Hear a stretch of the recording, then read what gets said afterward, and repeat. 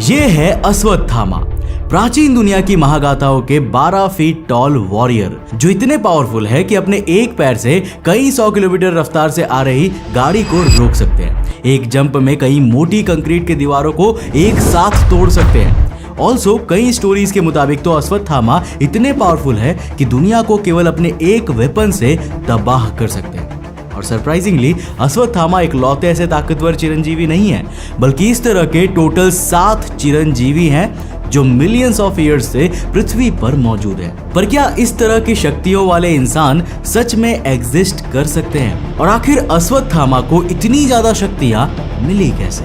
तो hello guys, मैं हूं कौशिक और चलिए शुरू करते हैं एक और नए एपिसोड। अश्वत्थामा जैसे ताकतवर इंसान जो आज से हजारों साल पहले पृथ्वी पर जायंट ह्यूमंस की तरह इवॉल्व हुए हो, जो हम इंसानों के मुकाबले कई गुना ज्यादा ताकतवर हो और उनकी हाइट हम इंसानों के मुकाबले 10 से 12 फीट की हो। आज के इस वीडियो में हम विज्ञान की इन्हीं संभावनाओं के आधार पर महाभारत और अश्वत्थामा जैसे कैरेक्टर्स की स्टोरी को जानेंगे, समझेंगे कि कल की मूवी में जो अश्वत्थामा को इतना इंपॉर्टेंट कैरेक्टर दिखाया गया है, आखिर वो इतना ज्यादा शक्तिशाली कैसे है। अश्वत्थामा के माथे पर मौजूद ये मणि क्या है और आखिर अश्वत्थामा और दूसरे चिरंजीवी इस दुनिया के फॉल का इंतजार क्यों कर रहे हैं? तो देखो दोस्तों, महाभारत के मुताबिक अश्वत्थामा पृथ्वी पर हजारों सालों से जी रहे हैं। 7 इमॉर्टल्स यानी कि चिरंजीवियों में से एक है। चिरंजीवी यानी कि वो जो हम साधारण इंसानों की तरह जन्म और मृत्यु की साइकिल को फॉलो नहीं करते, जिसके कारण उन्होंने अपनी आंखों के सामने कई एडवांस ह्यूमन सिविलाइजेशन का राइज एंड फॉल देखा है। लेकिन अश्वत्थामा की ये इमॉर्टैलिटी कोई वरदान नहीं है, बल्कि भगवान द्वारा दिया गया एक श्राप है। तो दोस्तों, अश्वत्थामा दिव्य शक्तियों वाले द्रोणाचार्य के पुत्र थे। द्रोणाचार्य आज से हजारों साल पहले प्राचीन भारतवर्ष के राज्य हस्तिनापुर, जो आज के उत्तर प्रदेश में मौजूद है, वहां के राजकुमार कौरवों और पांडवों के मुख्य गुरु थे और उन्हें युद्ध कला और अस्त्र यानी कि वर्ल्ड के डिस्ट्रक्टिव वेपन्स की शिक्षा देते थे। और यहीं पर अश्वत्थामा ने इन राजकुमारों के साथ कई दिव्य शक्तियों और अस्त्रों का ज्ञान लिया। ऐसे अस्त्र जो पंच तत्वों यानी कि आकाश, वायु, अग्नि, जल और पृथ्वी को कंट्रोल कर सकते थे, जिनसे अश्वत्थामा को इतनी ज्यादा पावर मिलती थी कि उनके सामने किसी का भी टिक पाना लगभग नामुमकिन था। पर इनके अलावा भी अश्वत्थामा के पास कुछ ऐसा था जो इन्हें कौरवों और पांडवों से भी ज्यादा शक्तिशाली और देवताओं तक को टक्कर देने वाला बना देता था,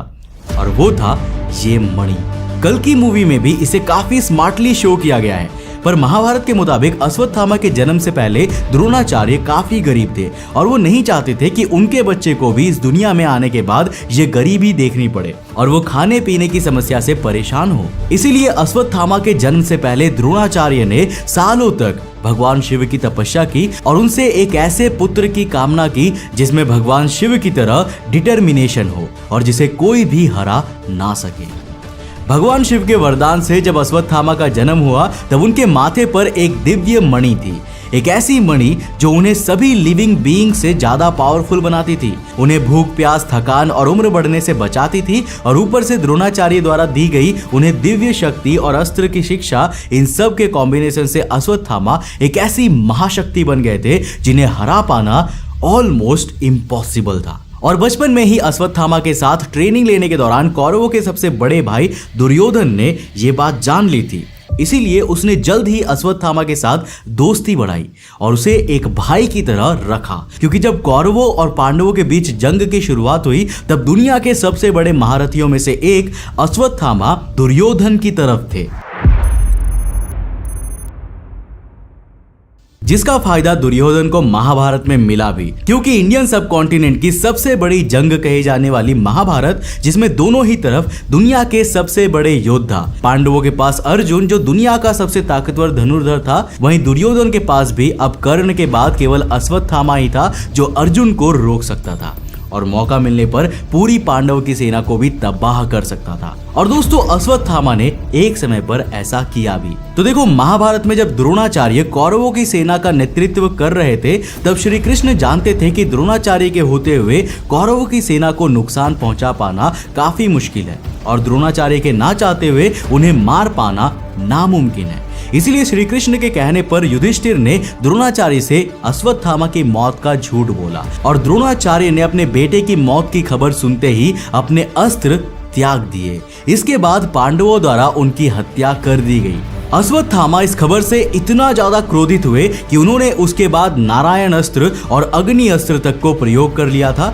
जिसने पांडवों का काफी नुकसान किया। पर श्री कृष्ण के कारण अर्जुन या पांडव अश्वत्थामा के घातक हथियारों से बच गए और यहीं पर अश्वत्थामा समझ गए थे कि श्री कृष्ण के होते हुए इस जंग में कौरवों की जीत हो पाना नामुमकिन है। इसलिए अश्वत्थामा ने सूझबूझ दिखाते हुए दुर्योधन से कौरवों के साथ शांति समझौता करने की भी बात कही। पर दुर्योधन ने अपने नेचर के अकॉर्डिंग अश्वत्थामा की बात नहीं मानी और युद्ध को जारी रखा, जिसका उसे परिणाम भी मिला और कुछ ही समय बाद दुर्योधन की पूरी सेना तबाह हो चुकी थी और केवल महाभारत में दुर्योधन के अलावा 3 योद्धा बचे थे, कृपा, कृतवर्मा और अश्वत्थामा।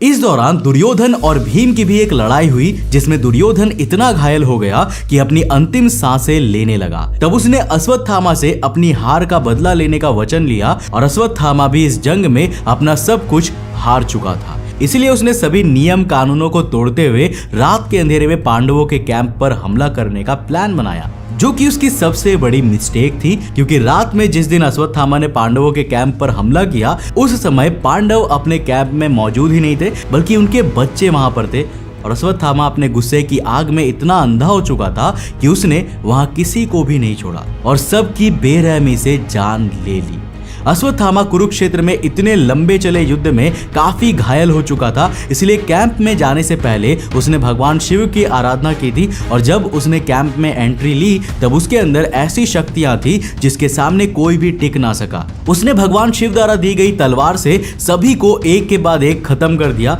जिनमें पांडवों के बच्चे और उनकी सेना का वीर सेनापति धृष्टद्युम्न भी था, जो जब नींद में था तब अश्वत्थामा ने उस पर हमला किया, जिसमें उसने अश्वत्थामा से भीख मांगी कि वो केवल उसे अपनी तलवार लेकर मरने दे ताकि वो एक वीर की मौत मरे, पर अश्वत्थामा ने उसकी भी नहीं सुनी। इस तरह अश्वत्थामा ने वो कर दिया जो कौरवों की पूरी सेना नहीं कर पाई थी। उसने पांडवों के सभी बच्चों के रूप में उनके आने वाले ऑलमोस्ट पूरे वंश को मिटा दिया, एक्सेप्ट अर्जुन के पुत्र अभिमन्यु के आजन्मे बच्चे को, जो अभी भी अभिमन्यु की पत्नी उत्तरा की कोख में था। एंड यही बच्चा अश्वत्थामा की सबसे बड़ी मिस्टेक और उसके सबसे बड़े श्राप का कारण भी बना। अश्वत्थामा द्वारा किए गए इस पाप के बाद जब श्री कृष्ण और पांडव को इसका पता चला तो युधिष्ठिर, अर्जुन और दूसरे पांडव गुस्से में अश्वत्थामा को मारने के लिए खोजने लगे, जो गंगा किनारे मौजूद महर्षि सागव्यास के आश्रम में मौजूद थे। अश्वत्थामा ने पांडवों को जब आश्रम की ओर आते हुए देखा तो उसने घबराते हुए उन पर तुरंत सबसे ताकतवर अस्त्र यानी कि ब्रह्मास्त्र चला दिया। अर्जुन ने भी अश्वत्थामा के ब्रह्मास्त्र को रोकने के लिए अपनी ओर से ब्रह्मास्त्र चला दिया। श्री कृष्ण ने जब ये देखा तो वो जानते थे कि ब्रह्मास्त्र कितना शक्तिशाली है और इस तरह 2 ब्रह्मास्त्र का टकराव इस पृथ्वी के लिए कितना खतरनाक साबित होगा। इसलिए उन्होंने दोनों योद्धाओं को समझाते हुए उनसे अपने ब्रह्मास्त्र वापस लेने को कहा। अर्जुन ने श्री कृष्ण की बात मानते हुए अपना ब्रह्मास्त्र वापस ले लिया, लेकिन अश्वत्थामा के पास ब्रह्मास्त्र वापस लेने का ज्ञान नहीं था। इसीलिए अश्वत्थामा ने अपने इस ब्रह्मास्त्र को अभिमन्यु की पत्नी उत्तरा की ओर मोड़ दिया। श्री कृष्ण ने ब्रह्मास्त्र के वार से उत्तरा को तो बचा लिया, लेकिन इसमें अभिमन्यु का वो बच्चा और पांडवों का आखिरी वंश नहीं बच पाया। और इस तरह उत्तरा के अजन्मे बच्चों की मृत्यु ने श्री कृष्ण को इतना ज्यादा क्रोधित कर दिया कि उन्होंने अश्वत्थामा की सबसे शक्तिशाली चीज यानी कि उसके माथे की मणि को उससे छीन लिया और ये श्राप दिया कि अश्वत्थामा कलियुग के अंत तक पृथ्वी पर ही जंगलों में भटकते रहेंगे और उनके शरीर से लगातार खून बहता रहेगा। वो इस दर्द से छुटकारा पाने के लिए मरना चाहेंगे, लेकिन उनके लिए मरना या मौत का कोई भी ऑप्शन नहीं होगा। और इस तरह अश्वत्थामा एक चिरंजीवी बन गए, जहां इस तरह हमेशा जीना उनका वरदान नहीं बल्कि एक श्राप था। लेकिन पृथ्वी पर मौजूद अश्वत्थामा इकलौते चिरंजीवी नहीं है, बल्कि रामायण, पुराण एंड महाभारत में मेंशन सभी चिरंजीवी को मिलाकर उनका टोटल नंबर 7 पर पहुंच जाता है। जैसे अश्वत्थामा जिनके बारे में हमने अभी तक जाना, रामायण के कैरेक्टर महाबली जिन्हें बाली के नाम से भी जाना जाता है, वेद व्यास जिन्होंने मंत्र, पुराण और महाभारत को शब्दों में लिखा है, रामायण के मुख्य किरदारों में से एक महाबली हनुमान, लंका के राजा और राक्षसों में सर्वश्रेष्ठ रावण के भाई विभीषण, महाभारत के सबसे बड़े महारथियों में से एक कृपाचार्य जो कौरवों की सेना से बचे आखिरी 3 योद्धा में से एक थे, और 7वें और आखिरी परशुराम जिन्हें लिटरली भगवान विष्णु का छठा अवतार कंसीडर किया जाता है। पर अब आपके मन में एक क्वेश्चन होगा कि आखिर ये हिंदू देवी देवताओं जैसे शक्तियां रखने वाले महाबली आज भी पृथ्वी पर क्यों मौजूद है? वेल, इसका जवाब हमें मिलता है कल्कि पुराण से, और इसी कॉन्सेप्ट पर कल्कि 2898 AD मूवी भी बेस्ड है। तो कल्कि पुराण के मुताबिक कलयुग के अंत में जब पाप और बुराई अपनी चरम सीमा पर होंगे, तब भगवान विष्णु अपना 10वां अवतार लेकर कल्कि के रूप में विष्णु यशा और माता सुमति के घर संभाला नामक जगह पर जन्म लेंगे। इसी तरह का कॉन्सेप्ट कल्कि मूवी में भी रिप्रेजेंट किया गया है, जहां दीपिका पादुकोण को सुमति नाम दिया गया है, जिनकी कोख से कल्कि जन्म लेने वाले हैं और जिन्हें प्रोटेक्ट करते हुए उत्तरा के अजन्मे बच्चे को मारने के पाप का पश्चाताप करते हुए हम अश्वत्थामा के रोल में अमिताभ को देख सकते हैं। अश्वत्थामा के साथ बाकी सभी चिरंजीवी भी पुराण और वेदों के मुताबिक केवल कलयुग के अंत और कल्कि के जन्म का इंतजार कर रहे हैं, ताकि कल्कि के साथ लड़ते हुए वो सभी कली का नाश कर सके और दोबारा से सतयुग को ला सके। बट यहाँ अगर मैं स्पेसिफिकली मूवी की ही बात करूं, तो क्योंकि कल्कि मूवी आज से करीब 700 साल आगे भविष्य की दुनिया में बेस्ड है, इसलिए ये future space exploration, planetary colonisation and advance human like AI concept को भी एक्सप्लोर करती है, क्योंकि ये एक डायस्टोपियन वर्ल्ड में मौजूद है जहां ह्यूमंस ऑलरेडी पृथ्वी के सारे रिसोर्सेज को खत्म कर चुके हैं, लेकिन उससे पहले वो साइंस में इतनी तरक्की भी कर चुके हैं कि पृथ्वी के बाहर दूसरे प्लैनेट्स को कॉलोनाइज कर सके। जैसा अभी मूवी के सीन्स को देखकर समझ आ रहा है कि जो कली यानी कि इस मूवी के विलन होंगे ना, जिनसे कल्कि भगवान युद्ध करेंगे, वो भी एक एस्ट्रोनॉट टाइप के ही बंदे हैं, जिन्हें शायद साइंस की एडवांसमेंट या स्पेस एक्सप्लोरेशन के दौरान कोई ऐसी टेक्नोलॉजी और पावर मिली है जिससे वो काइंड ऑफ इमॉर्टल हो गए हैं और सदियों से वो जी रहे हैं, जिसके कारण अब भगवान का कॉन्सेप्ट तो खत्म हो चुका है और लोग उन्हें ही पूज रहे हैं, जो अब एक आम इंसान, एक आम एस्ट्रोनॉट से इतना पावरफुल बन चुका है कि उनसे लड़ने के लिए चिरंजीवी और खुद कल्कि पृथ्वी पर आ रहे हैं। वैसे मूवी में कली और कल्कि के